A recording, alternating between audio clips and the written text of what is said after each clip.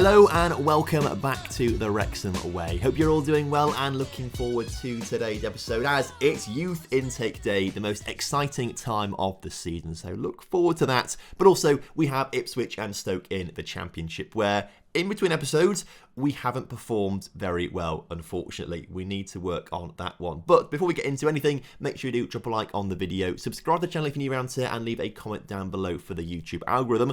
Also, there's a link in the description to my Twitch channel. I'm back streaming again, and we're going to have a regular schedule of 11 AM, Monday, Tuesday. I've done this wrong. Saturday, Sunday, Monday, Tuesday. Like 4 days in a row, starting Saturday, Sunday, Monday, Tuesday. We're going to do those days in a row at 11 AM. I really enjoyed doing that sort of 11 AM sort of stint over Christmas. Tomorrow, though, we're going to start at 10 AM because I'm busy in the afternoon, so I've got to finish earlier, so let's start earlier instead. So 10 AM tomorrow, link to Twitch down below. Anyway, since you were last here for the loss to Man United and the win against Huddersfield, we've only won one game, and that's obviously not great for us, but the win was a very big win. We kicked things off against Cardiff and against Aston Villa, losing 1-0 and 3-1 respectively, but both those teams are fighting for the title, so it was probably expected that we'd lose those games, even though we did play at home. We then travelled to Fulham and somehow won 6-0. Like, I don't understand how we've done it, because 18 shots to Fulham, 23 shots to us. Really, it's just one of those games where we get very, very lucky, I think, in everything. So, a good result for us, though, which massively helped out our goal difference and goals scored. We'll talk more about that in a moment's time. The next two games were against high-flying Barnsley. They're doing quite well this season. They win 4-2. We then narrowly lost to Middlesbrough at 1-0. You can see here, we actually probably did deserve to win this game. We had 17 shots to their 12 shots, but only 2 of our shots were on target. So actually, maybe we did deserve to lose it. As you can see, a few of our attacking players not playing particularly well in that game, which was a big shame. But last time out, we drew 1-1 with QPR, which I think was a pretty decent result. So what it means for the league table is that we are in 11th place right now on 53 points, which is not bad going, to be fair. I mean, if you want to maybe include Reading, so 10th place Reading on 56 points, go down to, well, actually, I suppose 18th place Nottingham Forest on 45 points. It's really tight in this sort of mid-table battle. I'd like for us to stay in the top half, but with our form, I'm not sure we might stay there. I'd like to think we can get to 60, 65 points this season, but we'll see if we can do it. But I want to talk about goal difference, which actually is looking quite good for us. +9 right now, which is the best out of most teams outside the playoffs, actually, which is pretty exciting. But what I found very interesting is if we look on the goals scored, we are joint third with top of the table Cardiff. We both scored 66 goals. The issue is we've conceded nearly double the amount of goals that they have. So if we can sort our defence out next season, which I don't think is even that bad if I'm honest with you, maybe it's Chris Johns in goal, a better keeper is definitely something we need next season. That should help stop conceding so many goals. If we sign better strikers to help score more goals, naturally that should mean we move up the table next season. But I'm very happy with the amount of goals we're scoring, 66. If we flip it over, like, we are one of the worst teams for conceding goals. Not that bad, but we are solidly in the bottom half of the table for goals conceded. Also, a little bit more news for you in terms of affiliate clubs. I always ask the board for new affiliate clubs, and most of the time they say no, but this last time they said yes to both senior and junior affiliates. So I'd like to welcome York City as our new junior affiliate in the National League North. They have got actually fairly decent facilities for the level, and they're currently in the playoff zone of the National League North. So fingers crossed they get promoted, because that would be really good for us. We also have Torquay, who are in the National League themselves, and they are in the National League playoffs right now. So again, if they can go to League 2 and York City into the National League, that would be great for us. I also got rid of 2 links with 2 clubs in Wales, mostly because they have terrible facilities and are not producing players for us to sign for future endeavours. So I kept Colwyn Bay because they were the best, or had the best facilities out of all the Welsh teams that we had affiliates with, but really I should probably cancel the link with Colwyn Bay too, because I don't think they're going to produce for next, I don't know, Gareth Bale. But the big thing you might be noticing is, Tom, Manchester United are here, where are Liverpool? Now, I made a bit of an error. Well, I didn't make an error. I asked the board for a new senior affiliate, and they came back and said to me, you can have Everton or Man United. And I thought, great, let's get Man United in there, and then we can have Man United and Liverpool as affiliate clubs. So very quickly, just click Man United, press confirm, then looked at this screen and saw Liverpool had gone. And I was like, what's going on here? Why have Liverpool gone? Looked back at the news item, read the whole thing, And when I read the whole thing, it said that if we accept an agreement with one of these two clubs, the link with Liverpool will be terminated, which I'm a little bit annoyed about. I mean, yes, we've swapped Liverpool with Man United. They've both got very good youngsters that we can bring into the team. But, I think we had a good thing going with Liverpool players because they've got good players in positions that we need, particularly the centre of midfield. So that could scupper plans for next season a little bit. So I think we'll just try and hold on to Man United for now. They're a good club to have. They have a very good youth intake as well. So fingers crossed we get good players for them to help us get to the Premier League. Of course, if we get to the Premier League or when we get to the Premier League, this link gets cancelled. Also, I keep asking for feeder clubs in foreign countries to help with scouting and all that kind of stuff and to bring new players to the club. And the board just hate that idea. They say, no, we don't want to know any clubs outside of the UK. So we'll deal with it. Anyway, it's youth intake day, and here is the youth intake, which is actually, it's a pretty decent youth intake. We are getting 4-star players, 3.5-star players, but we are used to getting 5-star players, and this is the first youth intake we've had without any 5-star players. So it seems like a step backwards, but as we get better, it's going to be harder and harder to get 5-star players into the club as it all sort of changes levels. So maybe we can complain about this youth intake, but I think we should still be pretty happy with it. So the best player coming through, according to the current ability, is actually Tom Hegarty, who is a centre-back who is 6'1", with only 6 heading. Driven personality though, he's only 15 years old, will get a lot better, has some very good determination, teamwork, work rate. So I'm confident he'll be able to work hard and get better and better in training. So I think this guy potentially could go quite far. So Tom Hegarty, welcome to the club. We've got Brett Beattie, the goalkeeper as well. We got told there's going to be a very good keeper coming through. And to be fair, he doesn't look too bad at all. 16 years old and has got some decent attributes across the board. Not quite as good mentals as Tom Hegarty, but still, I think he'll be a good player to have with a fairly ambitious personality. And then the final player with 4-star current ability is a right back, actually. We don't really get many right backs coming through, and actually I think would be a pretty decent wing back if his physicals improve. I've got to say, crossing of 9 and dribbling of 8 is not too bad at 16 years old. They will improve if we can just get the pace and the dribbling and all that kind of good stuff up. He would actually be a pretty handy right wing back, I reckon. So although it's not the greatest youth intake in the world, it's a youth intake, it's new players to come in, and I'm sure at some point we could sell a lot of these guys on for a lot of money in the future. I will put this up on Patreon if you guys want to claim any of these players, but I understand as there's no 5-star players here, you might be a little bit hesitant to claim one of them. So I might wait until they join the club properly, and then we'll get a screenshot of the under-18 teams, and you can claim, look, there's a few players from previous season takes with 5-star potential, 4.5 stars of potential that haven't been claimed yet. So I'll put those guys on the Patreon too, and if you guys want one, you can claim one. Of course, link to Patreon down in the description. So today's opponents of Ipswich and Stoke are both teams ahead of us in the league. They're both chasing down playoff places, and it's going to be tricky to get past them today. I'm a little bit concerned that we could see some big losses, because in between episodes, well, it's not been brilliant, has it, to be fair? For me, though, this is the team that I think should be doing the business for us. We've got Chris Johns in goal with a backline of Kazawa, Holm, Thomas Parry and Pole. We've also got Biro, Webster, Jones and Statura in the middle of the park because we have a few injuries and suspensions. McParland is nearly back from injury and McGlynn, in the middle is suspended. So those two missing out on today's game, but should be back ideally for the final few games of the season. Well, obviously McGlynn will be from a suspension, but I'd like to think McParland will get back at some point for us to play a few games, and we can bring Statura into the middle where he's meant to play, and it should all be quite nice. Up front though, we have the dynamic duo of Alexander and Escobar. Alexander on 17 goals in all competitions this season. Escobar on 14 goals in all competitions this season. I'd love it if they could both get to 20. So as kickoff is upon us here today, the game is away from home, which again is going to be a little bit tricky for us. But Ipswich need this. You know, they've got an outside shot of automatic promotion, but they need to go on a big winning run. Aston Villa and Cardiff are battling out at the very top of the table. It's likely they'll both go up in automatic places. They're like 10 points clear at the top, I think, or something like that. So it'll be tight between those two teams. But could we scupper Ipswich's chances today? Not with shots like that from Biro, sadly. And I don't know if I want to sign him or not. Well, I do want to sign him, but I don't know if I should sign him, because whilst he has got, maybe on paper he is the best player in the team. On paper, in terms of how he's actually played this season, he's not been the best player in the team, and that puts me off a little bit. He has Premier League potential and Championship current ability, which is great, and to be fair, he has scored like 6 or 7 goals. He's got 5 or 6 assists as well, so he's made some decent goal contributions. Out of the entire team, he's up there in goal contributions. But I think his average ratings are so poor because he's not that good defensively, maybe. It's a little tricky to know what to do with him, particularly when he's going to be so expensive for us. One option, obviously, is to try and get him back on loan next season, but I'm not sure if his parent club... Is it Corinthians? I don't think it is Corinthians. It's a team in Brazil either way. They might not want to give him to us next season, so it'll be a tricky one knowing what to do with him, I think. I mean, I'm still convinced at some point he will sign for us.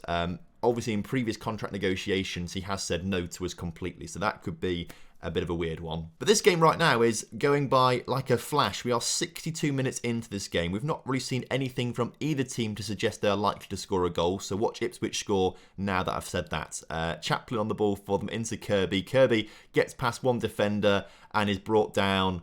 Not for a penalty. The ball is played into the middle, goes over the bar. Okay, goal kick for us. Luckily, I think I broke the curse by saying they weren't going to score a goal or whatever I said to fix it. You know, I didn't jinx it, basically, which is a good thing. But with about 15 or so minutes to go on the clock, Chaplin's been put forward into the area, out wide to Johnson. Ipswich are surging late on in this game. We need to make some changes in a second as well. Chris Johns with a really good save there, I must say. And whilst I've been talking, my ear's gone like really weird. Like when it pops, for, you know, like you're in a plane or something. It's just popped and it's like I've got a weird noise in my ear now. And I just waited a few minutes yawning to try and make it stop. It has stopped now. That was really bizarre. Our striker's not playing well. Alexander, off you come for Mullin. Jacobson on for Byra, who's just not played well in the past few games or so. And Statura on a 6 as well. Let's bring Bryce Hosanna on for him to just try and edge something out at the end of this game. Maybe it's part of the issue that our players are a little bit too inconsistent. That's why we seem to concede quite a few goals. I mean, we've been very difficult. Mullin? Oh, Mullin, I thought I'd gone on the back of the net. As I said, I think last episode, we don't keep many clean sheets at all. In fact, if we hover over Chris John's profile after this game, I think this might only be his 3rd or 4th clean sheet of the league season.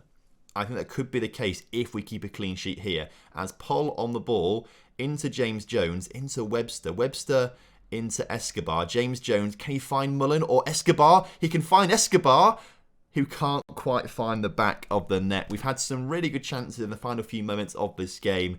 Not quite putting them in the back of the net just yet. But there's a chance from the corner, which has been put over the bar. You know what, though? If we do get a clean sheet and a 0-0 here against Ipswich, that's a pretty decent result for us. And we do get that result, actually, which I think... it shows promise, I think. But it's actually a rare clean sheet for us, which I think we should be really, really pleased with, if I'm honest with you. I do want to sign the recommended players from the youth intake. And I do want to have a quick look at Chris Johns' history. 6th clean sheet of the season. It's not many in 37 games, is it? For a team in the top half of the table, that's not many at all. Now, I'm not saying he's the issue. I'm saying that, you know, maybe the defence is the issue or there's bigger issues than that. But I think maybe his ability is capped, to be fair. Also, we have suspensions to Paul and Statura for the next game because of yellow card infringement and a few players wanting rests, so this is not looking good. Hopefully, Gavin McParland might actually be fit enough to play the next game on the right-hand side of midfield and Bryce Hosanna can go right back because that's the only way we're going to do it, I think. Also, look at this. 29 players called up for international duty. Look at all of these Welsh under 18s, 19s, 20s and 21s. Loads of them being called up. That is absolutely fantastic. And Adam Thomas Parry into the Welsh first team as well. That's really good to see. This makes me happy, you know. Also, Paul into the Spain under-20s. That's a big one for it as well. Has he played for the under-20s before? 5 caps in the under-21s. Okay. I like what I see. It just shows how good we are at developing players and bringing players through and signing good players from abroad as well. So, obviously, they've got to come off the pitch then. Poll for Bryce Hosanna. And McParland, I think, can play this game. His first game in like 3 or 4 months following his broken ankle or whatever he got. It was not nice for him at all. We'll bring on to the bench, I guess, Aaron Hayden. No, McGlynn can go onto the bench, can't he? He's back from suspension, so he'll swap with James Jones too. And that, to me, with Oliver Street coming on for the tired Adam Thomas Parry, is a team. Escobar tired, let's maybe swap him over with Paul Mullin as well, just to make sure we've got a fully fit team. Submit it.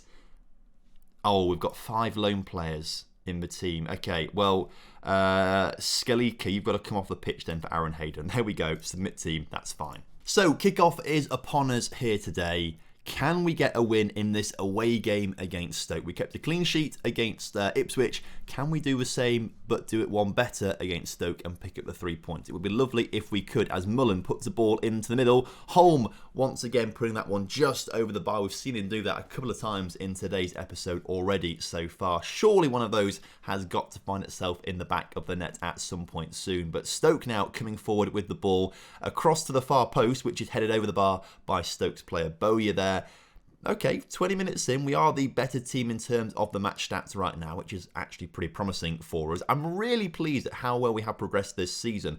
We've progressed a lot more than I think we would have done this season. A lot of that has got to do with the players we brought in on loan this season, I think. Our entire midfield is basically, for the most part, has been loan players, and I think they've been integral.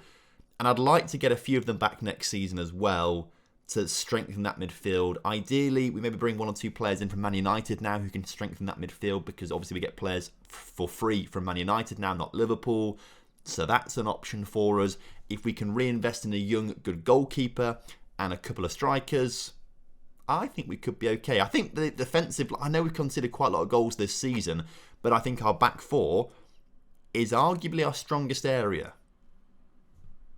I think. Also, whilst I was saying that, I think a Stoke player has just been sent off. Yes, they have been. Gustavo Hammer has been sent off. You love to see it. And Harry Souttar's just gone off, injured as well. Right, if we don't win this second half now, I'll be very cross. So we're on attacking. We're going to shout encourage, and we might even put some more players on attacking duties or more advanced roles in the team, potentially. I think, in fact, that might be the way to go for the rest of this game. What I'm going to do then is bring Biro off the pitch, who's having a better game this time around, but he's not real left attacking. Actually, he can play left wing quite nicely, to be fair.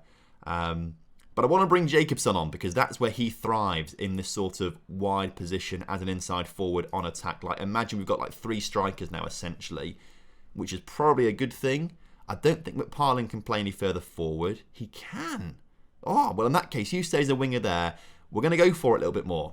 We're going to go for it, I think. Hopefully having those players just sit a little bit higher at the pitch, it will just give us that extra bit of momentum that we need to try and grab a goal. Looks like 2 players are off injured. I think Bryce Hosanna's off injured on that far side of the pitch alongside with the Stoke player. So both teams down to 10 men, as Webster on the ball shoots from distance. And he opens up the scoring. I was worried today we're going to see absolutely 0 goals. But if we can keep 2 clean sheets and pick up 4 points today, that would be beautiful. So McParlin gets the ball out wide into McGlynn, who puts it in the middle. Cleared only as far as Webster. Takes 1 touch to control it. The other touch to absolutely thwack it into the top corner. You love to see it. Okay, good. We've got Mullen on the ball right now. Then back to McParlin, who's been very, very good in this game. Bryce Hosanna might want to come off. He has picked up a knock. We can make 1 more change, can't we? So that might be sensible, to be fair. As Webster finds Alexander into Jacobson, who gets the ball right down to the touchline and then just gives it to a Stoke player, trying to pass it back to Kazawa, who makes a great challenge. And Alexander picks up his, not 17th, it says 17th there, because it is a 17th goal still. Disallowed for offside. Actually, I think he was, quite offside, to be fair. Oh no, that was... Oh no, this... I think Alexander was still offside, actually. I was looking at the wrong player on the replay, if I'm honest with you. But still, doesn't count, but we're still winning, and Alexander is still looking for his 18th goal of the season. I still think he can get to 20, and if he does, that would be monumental. As Webster on the ball into McGlynn. McGlynn on the ball, dancing around the edge of the area, goes backwards to Webster. I think was caught off guard by that one, and then is caught off guard so much he loses possession to Stoke, who come on the counter-attack now. Bowler gets the ball out wide. Can he get one into the far post? Near post. Goal. That's an annoying one to concede. Really annoying to concede that, I must say. We'll also take Bryce Hosanna off right now for Aaron Casey. Confirm the sub, and that's going to be that, isn't it? So the fact that Stoke have gone down to 10 men and have scored against us and stopped us beating them is really quite frustrating, I must say. But there's a big difference in quality between us and Stoke, I suppose. So I don't think we can be too upset about it. And so we have a 2-week break coming up for international break before we take on Sunderland in the relegation zone. Hopefully that's going to be a nice win for us. But next episode is definitely going to be Blackburn and Birmingham for the final 2 games of this. In fact, actually, looking at the games we've got left, we have Sunderland in 22nd, Reading in 11th, Derby 19th, West Brom 7th, Forest 18th, Blackburn 15th, Birmingham 20th. Most of them are below us in the table. Like, we've had a bit of a tough run in the past 2 months or so, and you can see here, actually, in fact, from January onwards, our form really has been diabolical, actually. But you look at this period of time here where we went on an 8-game unbeaten run, that was playing teams that we're about to play right now, actually. So, the last 5-game win run that we had started with 3 draws. Can we do it again? So thank you very much for watching today's episode. I hope you guys have enjoyed it. And of course, if you have done, make sure you do drop a like on the video for me. Subscribe to the channel if you're new around here and leave a comment down below for the YouTube algorithm. Until next time, have a lovely day. I'll see you soon. Goodbye.